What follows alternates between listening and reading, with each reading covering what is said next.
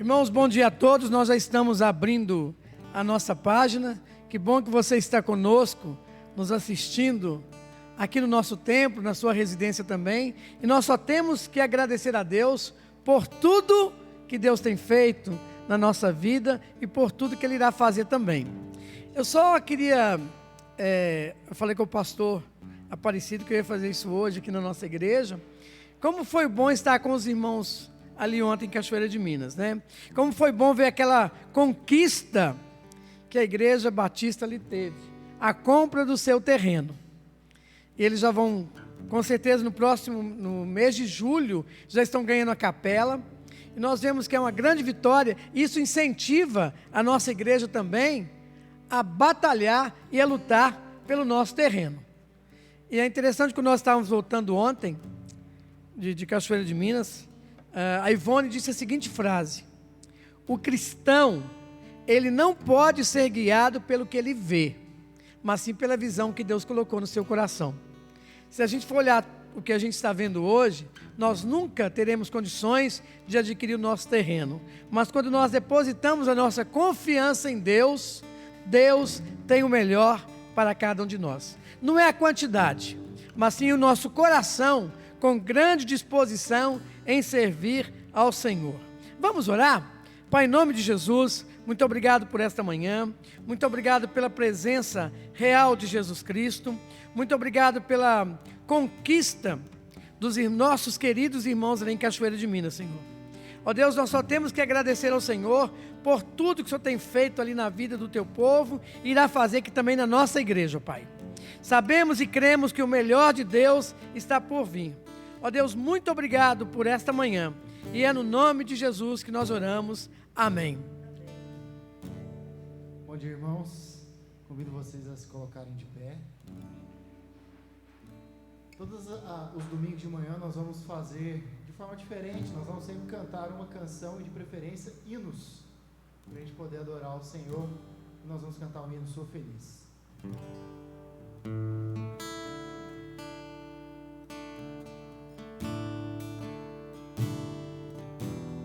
Se paz a mais doce me deres gozar, se dor a mais forte sofrer,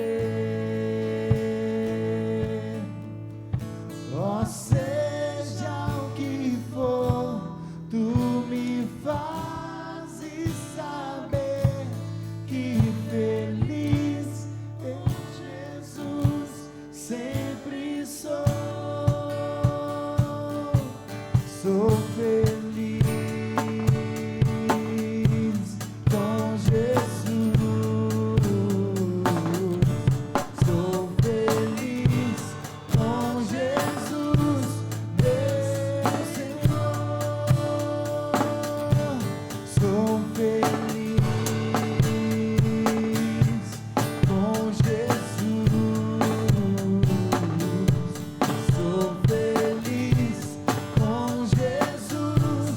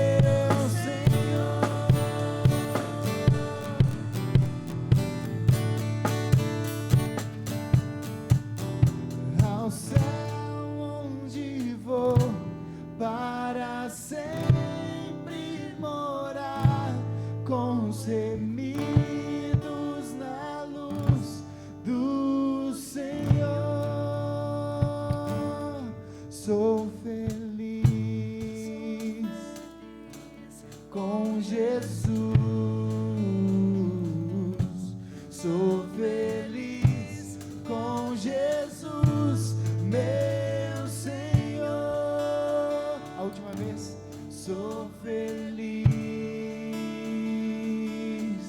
com Jesus. Sou feliz com Jesus, meu Senhor. Oremos. Senhor, nessa manhã estamos aqui na sua presença, te adorando, te louvando, com os corações abertos, ó Pai, para receber a tua palavra, para receber, Deus, o ensino através das Escrituras. E como cantamos aqui, Deus, nós somos felizes porque pertencemos ao Senhor, porque mais uma vez a sua misericórdia se renovou e estamos vivos com disposição a chegar diante do teu trono com humildade, com perseverança, com gratidão. Nós pedimos ao Senhor que nessa manhã fale poderosamente conosco, aos nossos corações. Assim nós oramos em nome de Jesus. Amém? Pode se sentar. Queria chamar a irmã Eliane.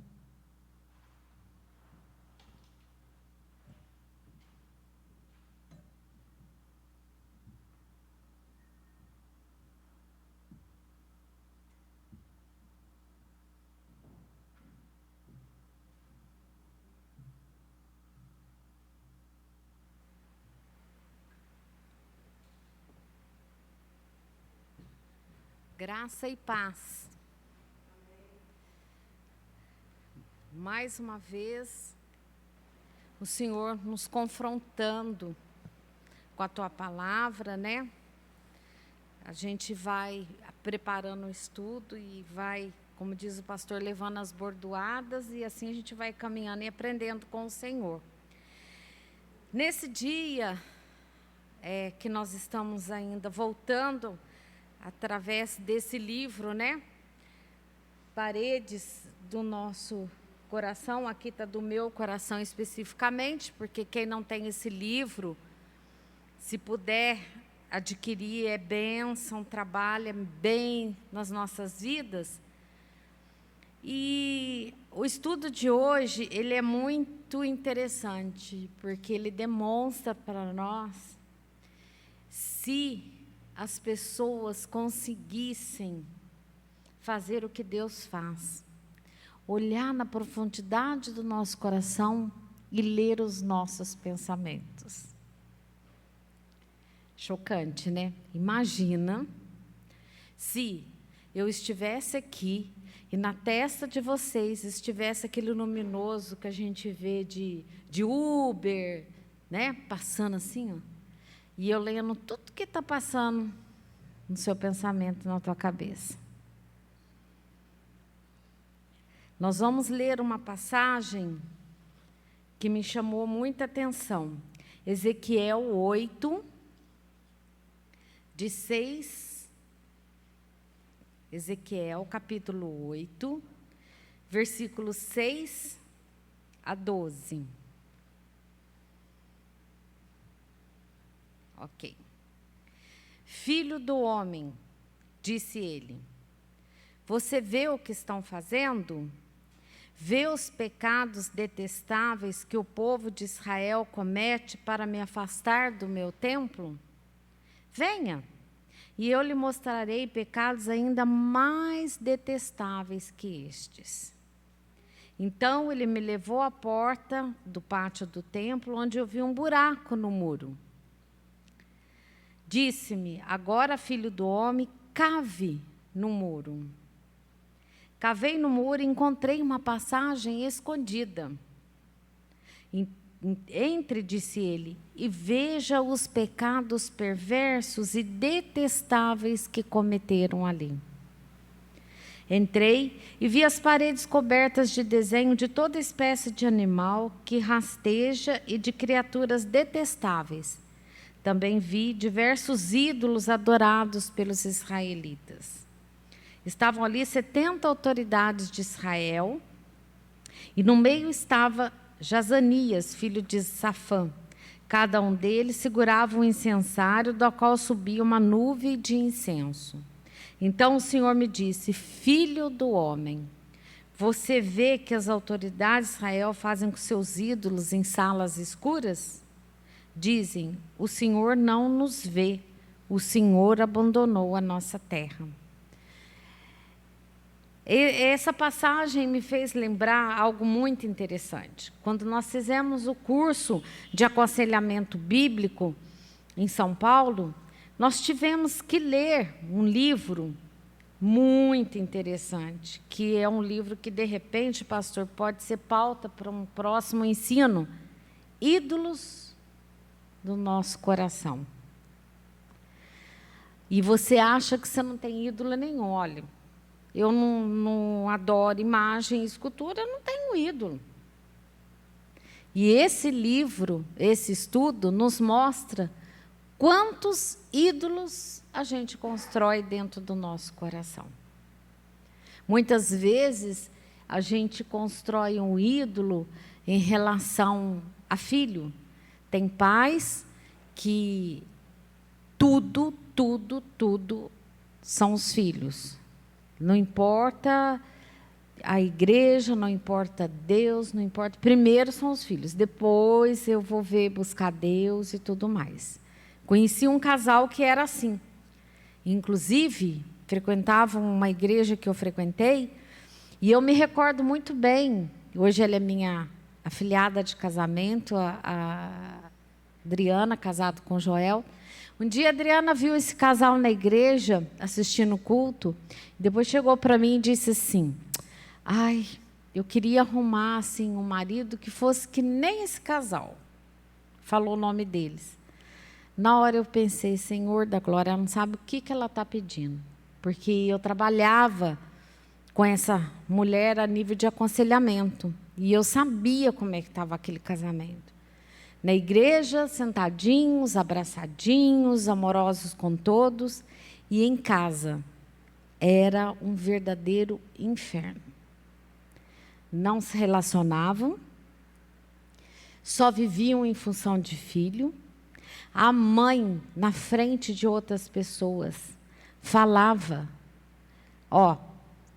você é inteligente porque puxou a mim, porque eu sou pai, não presta não. Ela falava isso na frente das pessoas da igreja. Não considero o que seu pai fala, não. E na igreja, era o casal.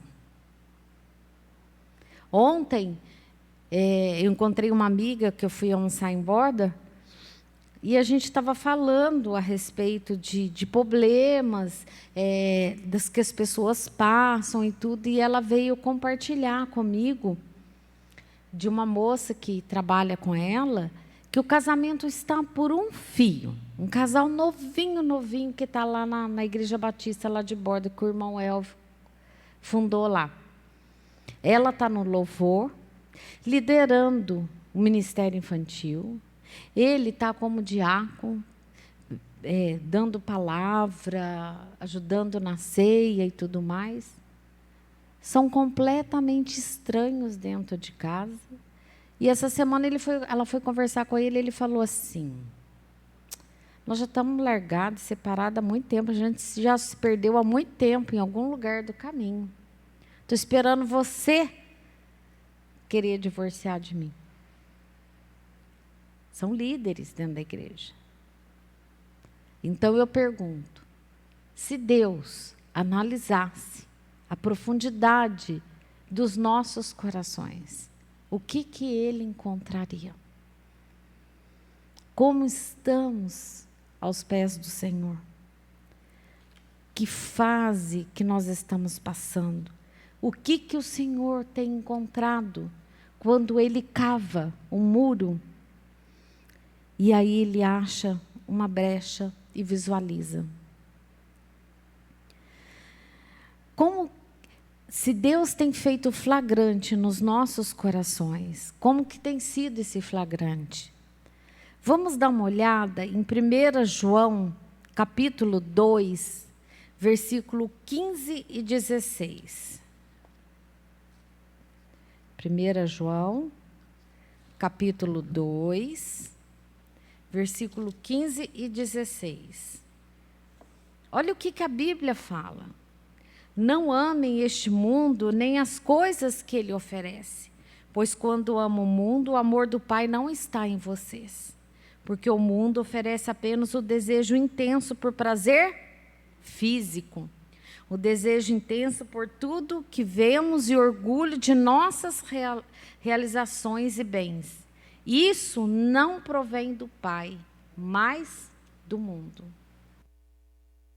Nós temos vivido, quando eu falo muito a respeito da autoajuda, que eu sou contra esse tipo de ministração dentro da igreja, eu falo com fundamento bíblico, porque isso não vem do Senhor. Você pode, você consegue, você vai ser. Não posso nada, a não ser que o Senhor esteja comigo. Eu só vou vencer se o Senhor estiver comigo. É preocupante demais a gente ver o que está acontecendo dentro das igrejas. A autoajuda entrando sorrateiramente, e isso com a ajuda do diabo, e o Senhor olhando lá de cima dizendo: cava a parede, olha pelo vão, olha na brecha, vê o que está rodando dentro do coração desse povo. Esse povo não me busca, esse povo não está me louvando. Nós temos uma figura muito interessante que o Peterson vai colocar, que é a figura 17 do livro. É muito interessante essa figura. Nós vemos aqui nessa figura, vocês estão enxergando aí, mas se eu virar, aí o som fica ruim, então eu vou ficar acompanhando pelo livro. Nós temos aqui a figura de autoridade, aonde de um lado a gente encontra uma rejeição. E essa rejeição, ela gera uma dor. E essa dor abala as estruturas da parede do meu coração. A rejeição sofrida por parte de uma figura de autoridade. Ou pai, ou mãe, ou às vezes até um pastor, um líder. Aquelas pessoas que falam: você não vai dar nada, você não vai chegar na esquina. Era muito comum na criação em que nós vivemos, irmão João, Figueiredo, Denival, talvez até o pastor Ivone é mais novinha, não vou colocar num pacote nosso, não. E os pais falavam assim: se você não fizer isso, você não vai dar nada. Quem que já escutou isso? Quem que já escutou? Eu já escutei. Uma vez, antes da minha mãe se converter, um dia ela chegou para mim e disse assim: tudo que você fizer de errado, tudo, vai ser como uma taça de cristal. Ela vai quebrar, você vai tentar colar, montar, mas essas marcas nunca vão sair. E aquilo mexeu demais comigo. Até porque eu sou uma pessoa que cobro muito de mim. Eu tento cobrar uma perfeição. E isso vem lá de trás, que eu até confessei com os irmãos na outra lição. E eu fiquei apavorada. Falei: nossa, então eu sou uma taça de cristal totalmente colada e que nunca. Mas para a honra e glória de Jesus, quando eu conheci Jesus, o sangue dele me lavou e fez uma taça perfeita aos olhos do Pai. Porque aos olhos do Pai, eu sei que quando eu confesso, quando eu me ajoelho, o Senhor me transforma. Então muitas pessoas, elas buscam através dessa dor uma fuga, um retorno, através de um prazer, um falso conforto, né? O sofrimento vem, dá dor e medo, e aí vem um falso conforto. Um dos exemplos que eu queria citar, que eu achei interessante, é a gula, a comida. Nós temos dois ângulos. Nós temos uma época em que vemos adolescentes com anorexia. Pastor Ivone, que coordenam a igreja, já presenciaram vários casos. A menina come, e aí ela pega, vai no banheiro, provoca, né? o vômito para rejeitar aquela comida no organismo. Mas ela está com fome, ela vai lá e ela come. Então, ela come por prazer e ela faz esse processo para poder ter o prazer de se olhar no espelho e dizer: eu sou magra, eu estou no padrão que o povo espera. Como também a gente vê várias pessoas no prazer de comer. Não tem prazer nenhum, então vamos entrar no prazer da comida. Ela está satisfeita, ela está comendo. Ela está satisfeita, ela está comendo. Ela está satisfeita, ela está comendo. É o único prazer que ela tem. Se você for questionar, chamar atenção, ela vai dizer isso. O que você quer que eu faça? A única coisa boa que eu posso fazer na vida é comer. Deixa eu comer. Um prazer. Mas ela esquece que o excesso desse prazer também provoca efeitos colaterais na saúde física. Então, a gente tem que estar atento a respeito disso daí. Atento, buscando no Senhor orientação nesse sentido. Uma outra coisa que a gente tem visto muito, está em 1 João 2, 15, 16, que a gente acabou de ler, e é o quê? A soberba da vida. Gente, eu não sei se eu estou ficando velha, mas eu acho que eu nunca presenciei tanto soberba nas pessoas. As pessoas, elas estão se sentindo intocáveis. Eu posso fazer o que for. Nada vai me acontecer, porque eu posso. E elas perderam o controle, o limite, o discernimento. Passar a perna no outro, fichinha. É algo assim facílimo de fazer. E o que Provérbios 16, 18 diz? Vocês se recordam a respeito disso? A soberba precede a queda. A soberba precede a ruína e a altivez do espírito, a queda. Então a gente tem que tomar cuidado, muito cuidado com a soberba. Buscar no Senhor, se quebrantar no Senhor e entender que você e eu somos dependentes dEle, da sabedoria dEle, do entendimento dEle. E é engraçado, né? Tem um primo e ele mora em Itajubá e o prefeito eleito o convidou para fazer parte da equipe. Então, estão fazendo a transição. Eles estão numa felicidade, os meus tios, né? Achando... E eu já passei por isso. Quando o Denival foi eleito vereador, quando o Denival foi convidado para ser secretário da Saúde, participou dessa equipe de transição. E eu pensei, coitado, ele não sabe o que vem pela frente. Mas assim, em nenhum momento alguém chegou e perguntou assim: o que você acha? Não interessa o que eu acho. O que interessa é que eu sou. Eu estou. E eu já estou vendo, porque ele é um menino assim que gosta das coisas muito corretas, muito certas. Eu já estou até vendo o que vai dar lá na frente. Porque dentro de política, infelizmente, é sujeira em cima de sujeira. O ego, a soberba, ela é maior do que qualquer outra coisa. E isso serve para nós, quando a gente estiver sondando o nosso coração e entendendo que todo ser que respire, louve ao Senhor. Todo ser que respire, busque ao Senhor. Ora, entenda que processo é esse que Deus tem te dado. Na figura 18,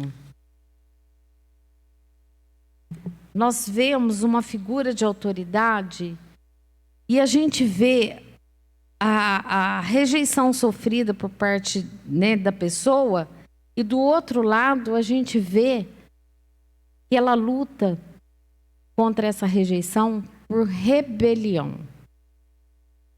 Essa semana entrou um caso para mim no escritório que me preocupou muito, muito, muito.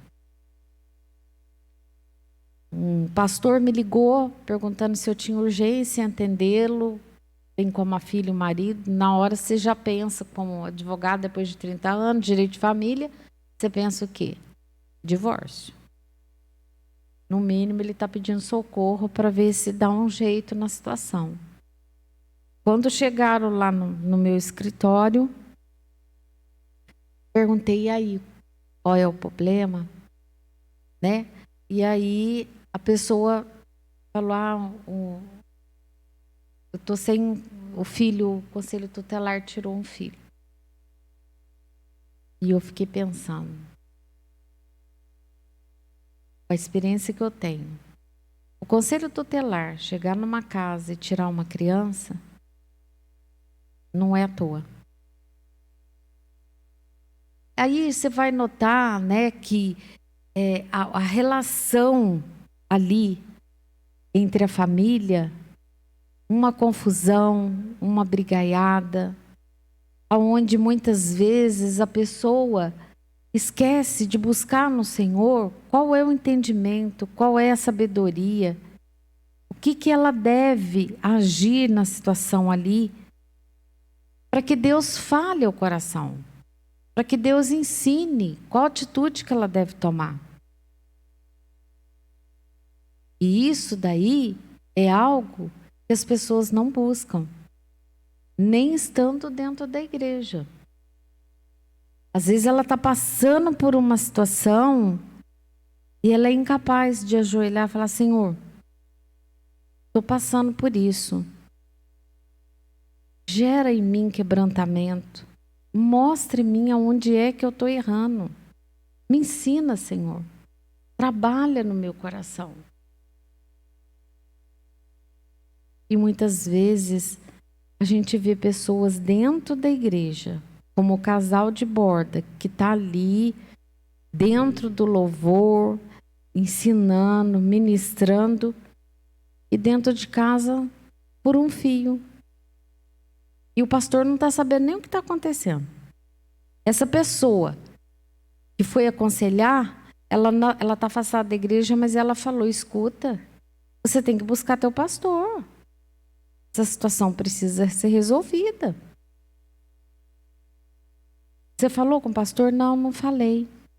Às vezes ela está lá na casa dessa pessoa, ela fala, eu preciso ir embora tomar um banho, que eu preciso ir para a igreja, que tenho aula para dar, eu preciso ir porque eu tenho louvor para tomar conta.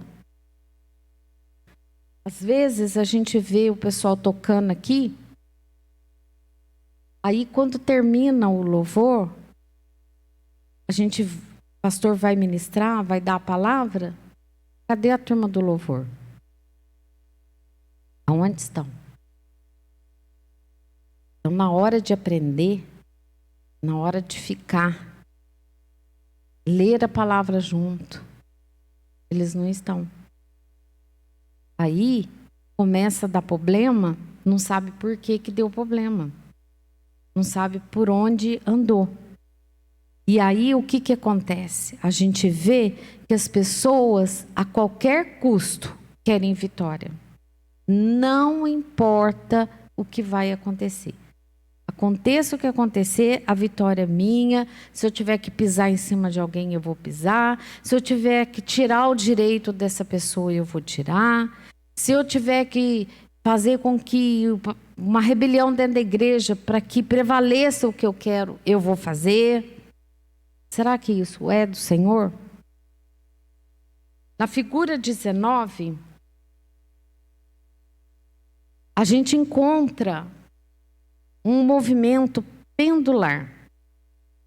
A gente vê de um lado a dor, que é a emoção, a mente, que é o complexo de inferioridade, porque aí a pessoa acha, eu não sou nada, eu não consigo. e ela quer que a vontade dela prevaleça.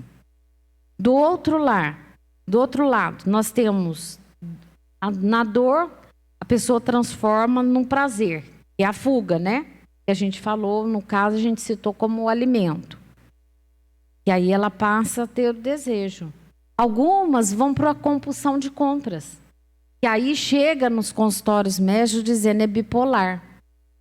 Ela ou não compra nada ou ela sai comprando tudo. A pessoa às vezes vai para um... Eu vejo isso muito na rede social. Você está triste? Pega o seu cartão, vá para um shopping, faça uma compra, você vai ver que você vai sair outra pessoa. Só que o cartão, a conta vem. Então, é um prazer que a pessoa tem temporário. Porque na hora que chega a fatura, ela quer esconder embaixo da cama. Mas aí ela já passou aquele prazer. Eu tive um caso no escritório em que a mulher foi classificada como bipolar e ela chegou ao ponto de se suicidar. Porque ela entendeu que a vida para ela não valia a pena, não estava do jeito que ela queria. E aí, quando o marido me chamou para fazer a parte jurídica, a parte de inventário, na época, a gente descobriu assim, que tinham muito, mas muito empréstimo, muita compra, muita conta. Tinha conta que ele nem sonhava que tinha. Eu tive que sair catando conta, pagando, negociando, acertando. Então, essa compulsão que ela tinha era para dar o quê? Um prazer de forma temporária. E aqui em Romanos 7, de 21 a 24, a gente tem um ensinamento. Romanos 7, 21 a 24. Assim descobri esta lei em minha vida. Quando quero fazer o que é certo, percebo que o mal está presente em mim. Alguém já passou por isso? Eu sei que aquilo é o correto para fazer. Mas o mal fala, faz não, larga a mão. Para que isso? Todo mundo faz assim, por que você vai ser diferente? Amo a lei de Deus de todo o coração. Contudo, há outra lei dentro de mim que está em guerra com a minha mente e me torna escravo do pecado que permanece dentro de mim. Como sou miserável! Quem me libertará deste corpo mortal dominado pelo pecado? Olha aí o bipolar aqui, ó. Aqui, ó, a Bíblia está falando, ó. É doença? Não, é pecado. Só que hoje está mascarado como doença. É doença, ó, tadinho, é doente. Judiação. Vamos procurar um médico, vamos tacar uns remedinhos, vamos equilibrar. E às vezes a gente vê que é falta de buscar o Senhor, falta de uma educação. Tem muita coisa ali para ser analisada. E isso reflete nas nossas vidas. Nós devemos entender que Deus está vendo tudo através das paredes do nosso coração. Agora eu queria ver na passagem de Tiago, capítulo 1, versículos 6 a 8. Tiago 1, 6 a 8. Mas quando pedirem, façam-no com fé, sem vacilar, pois aquele que duvida é como a onda do mar, empurrada e agitada pelo vento. Ele não deve esperar receber coisa alguma do Senhor, pois tem a mente dividida e é instável em tudo que faz. Ó, outro bipolar aqui. Achamos outro bipolar aqui. Será que nós somos assim? Será que nós temos andado assim? Nesse conflito todo? Muitas vezes, o inimigo fala para nós assim, Deus não vai fazer nada não, larga a mão, não pede nada não ora não. Por outro lado, às vezes a gente vai numa igreja e às vezes um irmão vai lá no púlpito e fala assim: gente, vocês não sabem o que aconteceu. Eu orei por 2, 3, 4 dias. Busquei ao Senhor e Ele me respondeu. Aí todo mundo, glória a Deus, aleluia. É esse o Deus que a gente serve. Mas será que você tem buscado a Deus dessa forma? Ou será que você tem andado com essa instabilidade emocional? Larga a mão. Deixa para lá. Você não vai conseguir. Eu vou conseguir. Porque eu caminho com Deus do impossível. E por último, a figura 20. Nós encontramos nessa figura o que passa em 1 João 2,17. O que 1 João 2,17 fala? 1 João 2, versículo 17. E este mundo passa, e com ele tudo que as pessoas tanto desejam. Mas quem faz o que agrada a Deus, vive para sempre. Ah, então quer dizer que se eu agradar a Deus, se eu caminhar com o Senhor, eu não vou morrer? Não. A sua morte vai ser lucro. Você vai estar eternamente com o Senhor. As pessoas andam tão descrentes de tudo que quando você vai às vezes falar da palavra de Deus. Essa semana uma pessoa falou assim, eu falei para ela assim, usa o seu tempo para poder colocar o seu mundo interior no lugar. Pega a Bíblia, ora, lê um livro bom, tem tantos livros bons, né, que você pode ler. Aí eu já li a Bíblia inteira, já li muito livro. Falei, mas então não colocou nada em prática. Lê de capa a capa e não sentiu o reflexo da palavra no teu coração, não mudar de atitude, demonstra algo errado. Deus não está falando contigo. Você tem que ler a palavra até Deus falar contigo. Deixa Deus falar contigo. Tem uma passagem escrita por esse autor que ele fala assim, Deus tem outro método para derrubar essas paredes de rejeição e revolta do nosso coração. Um método mais eficaz, restaurador. Continuando a analisar o modo como Deus operou em seu povo de Israel, veremos que quando nossas velhas paredes tombam, Ele constrói novas paredes. Então, quando encontramos com Jesus e passamos com aquele sangue transformador, eis que tudo que era velho ficou novo. Será que você tem andado dessa forma? Deixado Deus invadir e trabalhar nessas paredes do seu coração? Eu trouxe aqui algo interessante que eu recebi ontem, um vídeo. E esse vídeo ele fala sobre uma bênção.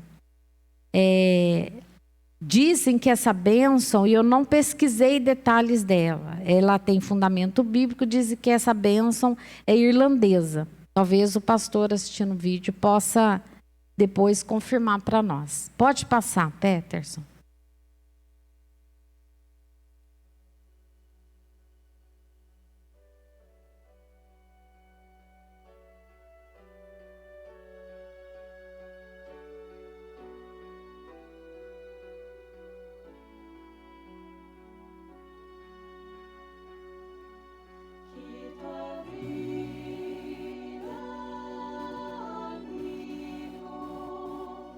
Seja sempre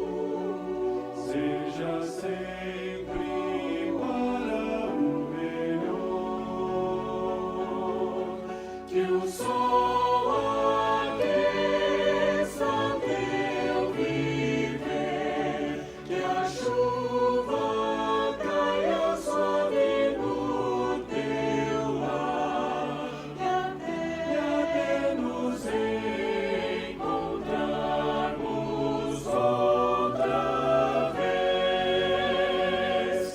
Que Deus te segure nas suas mãos. Que Deus te segure nas suas mãos.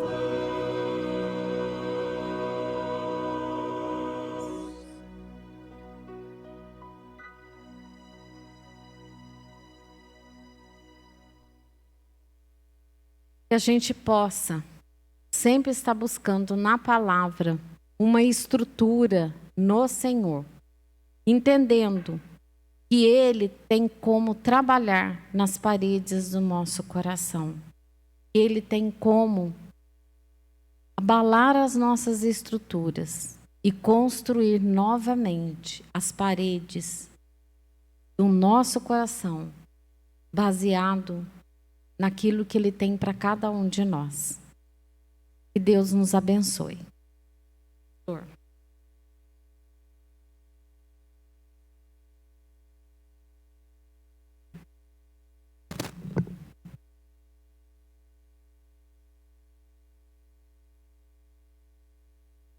A bênção araônica está em Números capítulo 6. Se você quiser depois conferir, Números capítulo 6. Ô, Eliane, não brinca não. Irmãos, quando a Eliane estava ministrando aos nossos corações, e toda vez que eu lembro do paredes do meu coração desse livro, eu gosto muito, dá para projetar, Peterson, por favor, terceira carta de João. Terceira carta de João. E aí a gente vê tudo isso que foi... Eu não vou pregar de novo, não. Como minha mãe era viva, ela fazia assim, ó, mais uma. Não vou fazer isso, não. Né? Números... Terceira João, capítulo 3. Acho que é isso mesmo. Terceira João, capítulo 3.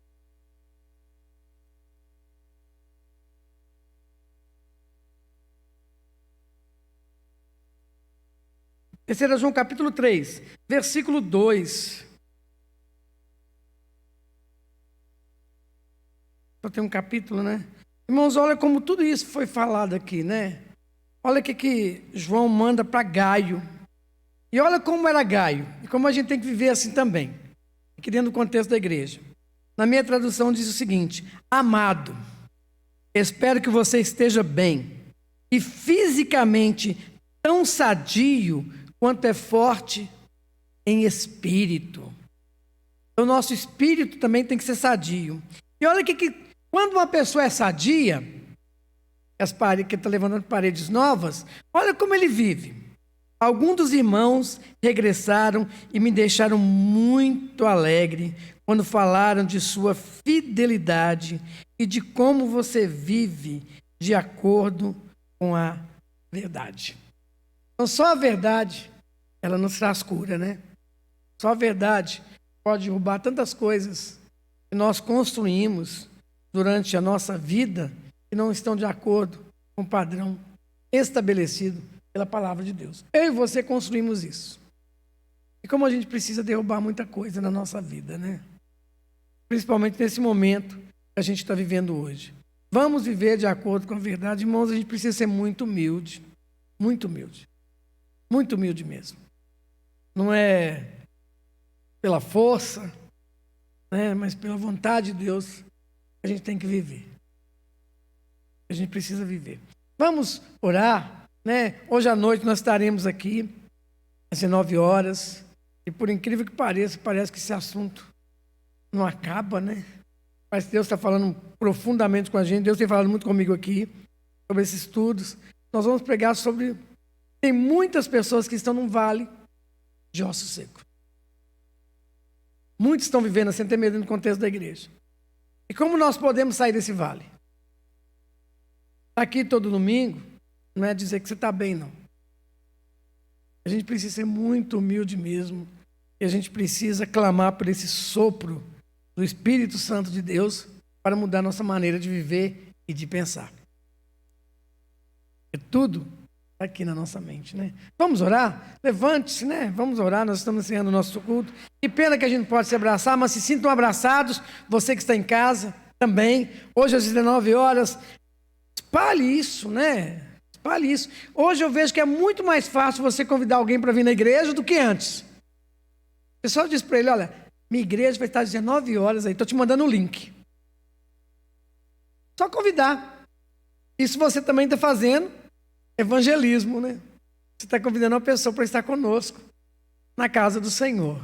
Até isso a tecnologia favoreceu para a gente, né? Fazer evangelismo, falar de Jesus para alguém. E nem isso nós estamos fazendo. Queremos ser os melhores, né? Vamos orar? Ó Deus, nós estamos aqui, Senhor. E o nosso pedido, o nosso clamor é de misericórdia, Senhor. Pai, como nós somos falhos, Senhor. Como nós inventamos tantas desculpas para aquilo que nós achamos que é certo.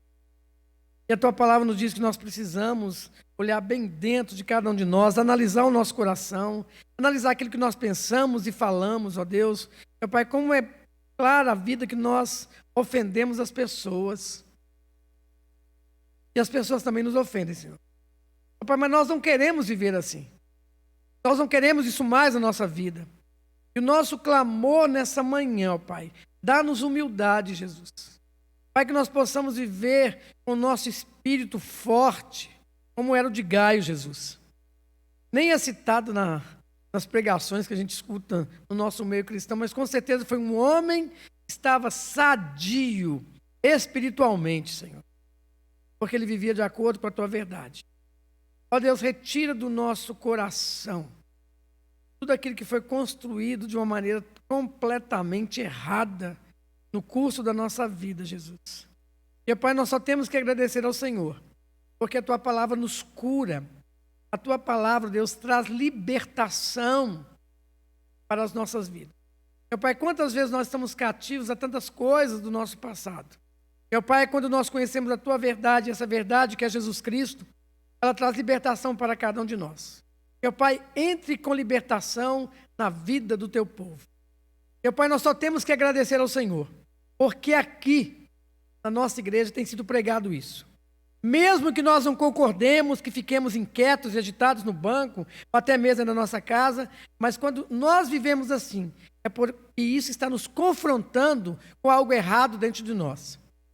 Nós precisamos ter a humildade para admitir isso, Jesus. E quem tem Jesus é humilde.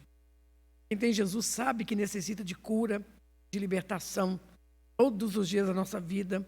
E a Tua palavra é muito clara, Senhor, que nós precisamos dessa renovação todos os dias da nossa vida. Deus, muito obrigado por essa manhã. Muito obrigado porque Jesus está aqui. Teu Espírito Santo está aqui nos convencendo que precisamos mudar, Senhor. Precisamos mudar, Senhor. Ó Deus, tenha misericórdia de nós. Tenha misericórdia da minha vida, Senhor. E é no nome de Jesus que nós oramos. Amém. E que Deus assim nos abençoe, né? E possamos ter um domingo de paz na presença do Senhor.